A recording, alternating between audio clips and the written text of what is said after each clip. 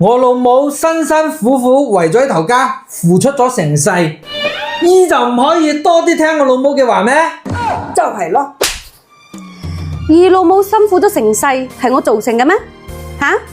我嫁入你啲屋企之前，姨媽就唔辛苦啦。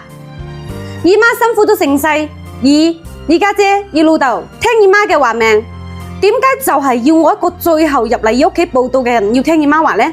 唔應該係有個先禮後到咩？唔係我姨媽辛苦我就唔辛苦啦。屋企嘅食住用邊一樣係唔需要我出一分錢，分成兩份使？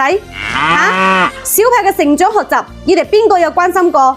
每次小朋友唔舒服，係唔係都係我喺度操心捱夜？我係你哋嘅保姆啊！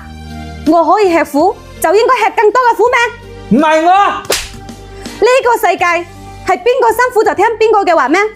我咁辛苦，點解就唔建議聽我嘅話呢？安排要做嘅嘢，一年可以做成幾件事，點解姨媽辛苦咗成世，我就要聽姨媽話？以為二老母養兒幾十年唔會害兒，唔通我嫁俾兒陪兒幾十年我就會害兒咩？對，關注我，帶你變瘦變靚變好睇。